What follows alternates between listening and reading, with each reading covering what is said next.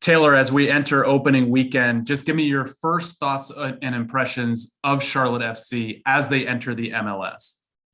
It's interesting, bud, because I grew up, and so many of us grew up, whether it's my generation, even the generation younger than me, North Carolina, South Carolina, the Carolinas in general have been a hotbed of soccer. They always have been. And so as expansion started to ramp up, you started to look at it and say, well, hold on here. How does North Carolina not have a team? And so when Charlotte started to become a real part of the conversation, and quite honestly jumped so many other teams with having an owner like Tepper and company. So I'm excited to have them in. I'm excited for them to expand the growth of Major League Soccer. I know it's going to be a vibrant fan base with how great their fan bases are with the other sports in this country. I'm looking forward to it. To be blunt, I think this team may struggle. I think it's very interesting that with the amount of time that they've had, that you've got a manager coming out 3 weeks before the first game saying we're screwed.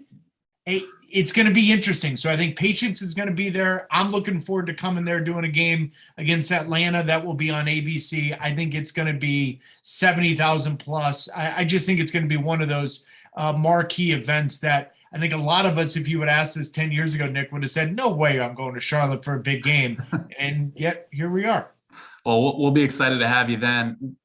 When you look at this roster and you know that it's likely going to be a struggle in year one, just one DP right now, Karol Swiderski, what is there anybody that you see on this roster that kind of you're intrigued by, or the construction of the roster that you're intrigued by that might not be, a top talent at the moment?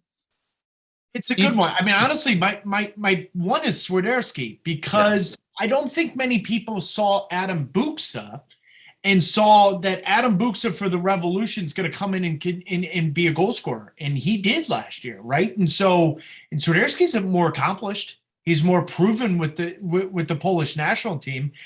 Yet what's interesting to me is in preseason, he's been in and out of the lineup. He hasn't consistently been playing. And so that's where this is going to be interesting, whether or not he fits into the manager's style of play. So the reason why I'm not taking the out, and here's why I'm not taking the out. When you look at the last 10 years of MLS expansion, what's been the one sure thing of every successful story in that first year? A goal scorer, an absolute goal scorer. Josef Martinez, Carlos Vela. I mean, you can go up and down the line. What's been the common denominator for the teams that haven't done well in the expansion? They didn't have a goal scorer. And so while it's only one DP, I still look at it and say, listen, Swiderski's got to be successful right away because they've hedged. Listen, they didn't hedge all their bets on him because they expected to have at least another DP in here on opening weekend. They don't. Now there's some conversations and some front office turnover already that has me a little perplexed. But Swiderski's a guy for me because if he scores you 15 goals, Nick, coming from someone that used to do that can cover up a lot of holes for you.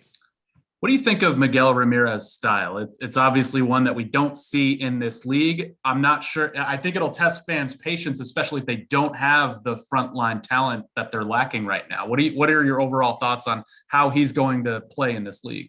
I'm looking forward to it because we need more diversity. We need more diversity of thought. We need more diversity of how to approach games in certain ways. We need diversity of media. I love the fact that you and I are in this business. You want people to be transparent and to be honest. And so for him to say we are screwed, I love that. It's real time.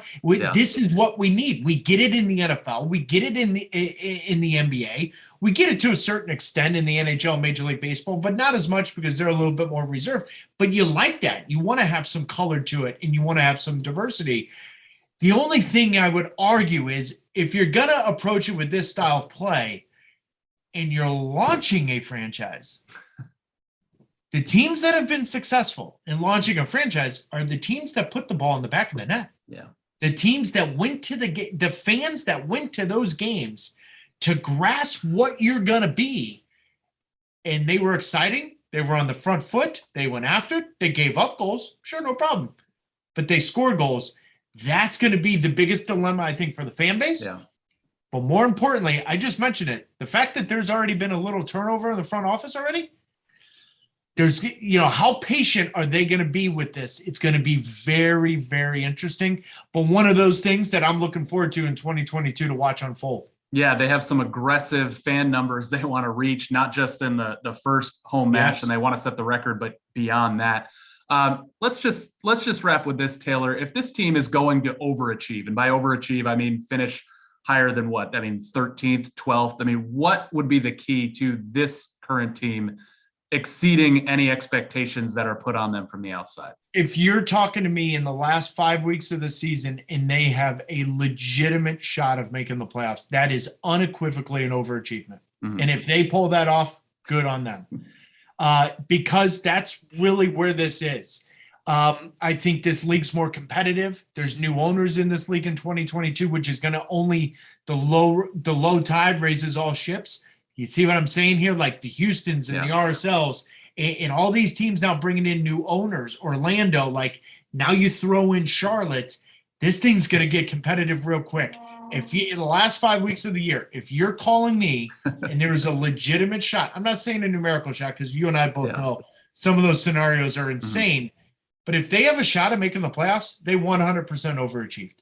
All right. Well, that would mean we'd see in Charlotte a whole lot more, and we'd love that. Taylor Twellman, thank you for joining us, and good luck opening weekend. Have fun. Thanks, brother.